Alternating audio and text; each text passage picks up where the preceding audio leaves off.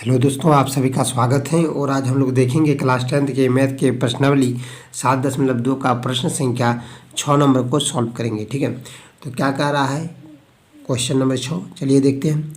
कह रहा है कि यदि बिंदु 1,2, 4, x, 6 और 3,5 इसी क्रम में लेने पर एक समांतर चतुर्भुज के शीर्ष हो तो x और y का मान ज्ञात कीजिए। ठीक है, हम लोग सबसे पहले क्या किए, एक समांतर चतुर्भुज बनाए। ठीक है, और समांतर चतुर्भुज किसको कहते हैं, देखिए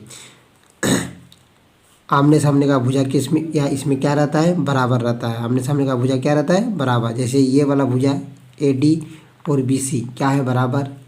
DC और AB ये बराबर है। ठीक है, तो हम लोग किस क्रम में लिखे, देखिए ABCD। ठीक है, चारों क्या है, ये समांतर चतुर्भुज का शीर्ष है। ठीक, और क्या किए, यहाँ पर दोनों विकर्ण को मिला दिए। ठीक, जैसे कि AC और DB या तो BD बोलिए, ये दोनों विकर्ण है और दोनों विकर्ण को मिला दिए और इस बिंदु पर क्या करता है, प्रतिच्छेद करता है। और प्रतिच्छेद करने के बाद दोनों विकर्ण क्या करता है, एक दूसरे को समद्विभाजित करता है, मतलब बराबर बराबर भाग में बांटता है। जैसे कि ए यहाँ से मान लीजिए ये बिंदु O है मान लीजिए, ठीक है ना, तो AO जितना बड़ा होगा और OC उतना ही बड़ा होगा। ठीक है, यहाँ पर DO जितना बड़ा होगा और OB उतना ही बड़ा होगा। ठीक है, और ये जो बीच का बिंदु है, ठीक, ये प्रतिच्छेद बिंदु, ये दोनों के लिए क्या होगा, एक ही होगा।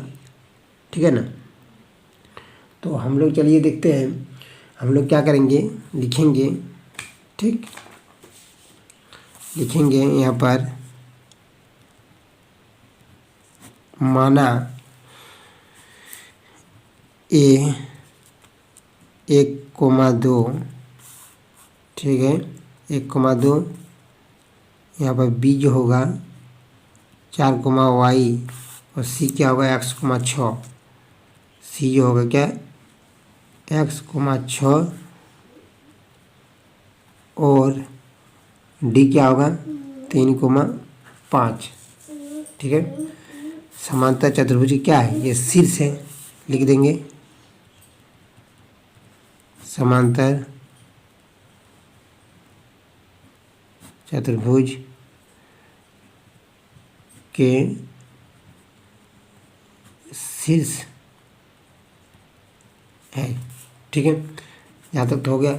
और देखिए यहाँ पर क्या है, AC और BD क्या है, विकर्ण है, लिखेंगे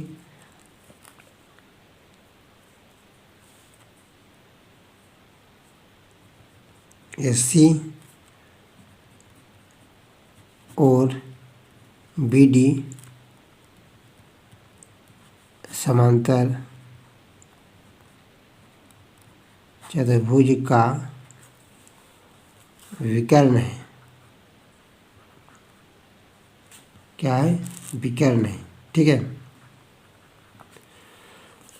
और दोनों विकर्ण क्या कर रहा है, यहाँ पर एक दूसरे को क्या कर रहा है, समद्विभाजित करता है। ठीक है, मतलब बराबर बराबर भाग में बांट रहा है। ठीक है, और इसका जो मतलब है, जब बराबर बराबर भाग में बांटता है तो इसका ये क्या होगा, मतलब AC और DB के लिए क्या हो जाएगा, मध्य बिंदु हो जाएगा। ठीक है, दोनों के लिए ये मध्य बिंदु एक ही होगा। ठीक है, तो लिखेंगे यहाँ पर, लिख देंगे कि AC, ठीक है, AC का मध्य बिंदु, ठीक है, बराबर क्या होगा, DB का मध्य बिंदु, DB का मध्य बिंदु, ये दोनों का मध्य बिंदु क्या होगा, बराबर होगा। ठीक है, तो मध्य बिंदु हम लोग कैसे निकालते हैं, देखिए जब भी कोई मतलब मान लीजिए ये x1 ये y1 एक बिंदु रहा, यहाँ पर x2 ये y2, तो मध्य बिंदु कैसे निकालते हैं हम लोग, तो मान लीजिए ये मध्य बिंदु है इसका। ठीक है, तो ये x है ये y है, तो हम लोग कैसे निकालते हैं, देखिए x1 कैसे निकालते हैं, x1 + x2, x1 + x2/2, ये हो गया x का मान। y का मान क्या होता है, y का मान क्या होता है, y1 + y2/2।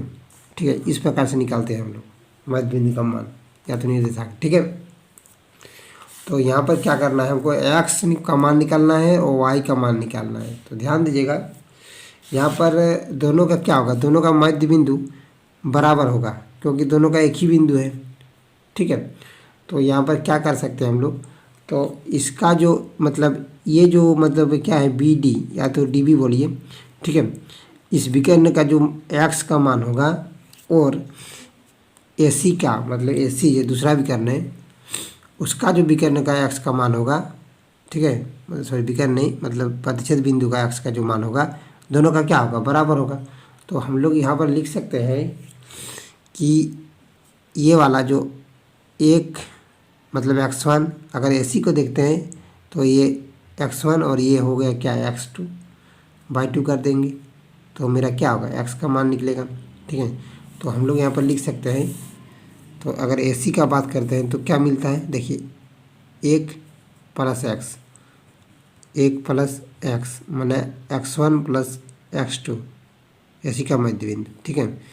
ये x1 हो गया, ये x2 हो गया, बटे में क्या कर देंगे 2 बराबर क्या लिखेंगे डी बी का मध्य बिंदु, डी बी का मध्य बिंदु। तो ये देखिए यहाँ पर क्या लिख सकते हैं, जब एक्स हम लोग यहाँ पर निकालेंगे तो इससे मेरा क्या होगा एक्स का मान निकलेगा। देखिए तो इसका जो मध्य बिंदु होगा, देखिए यहाँ पर लिख सकते हैं 3 और 4, ठीक है।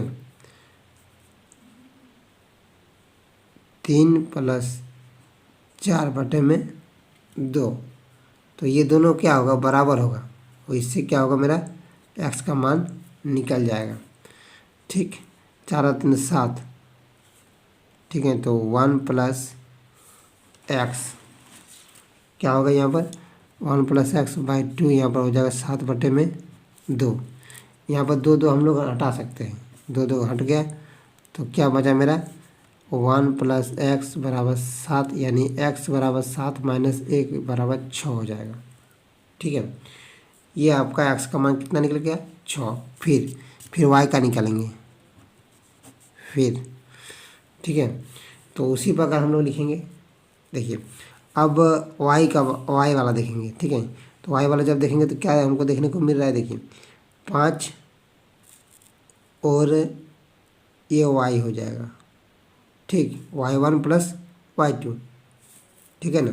जब सॉरी ए सी का जब पहले लेते हैं तो ए सी का जब लेंगे तो देखिए y1 ये हुआ ये y2, तो 2 प्लस 6 क्या होगा 2 प्लस 6 बटे में 2 होगा बराबर क्या कर सकते हैं, इसका जो मान होगा 5 प्लस वाई बटे में 2 बराबर क्या होगा, हो गया। अब देखिए ये 2 यहीं पर काट दीजिए, ऐसा काट सकते हैं आप लोग, ठीक है, हो गया। अब देखिए तो y का मान जो निकलेगा मेरा 6 2 8, तो यहाँ पर 8 बैठा दीजिए और इधर ये 5 को इधर लाइए तो -5 हो गया बराबर y। तो y बराबर क्या कितना होगा 3, तो y का मान निकल गया और x का मान भी निकल गया मेरा।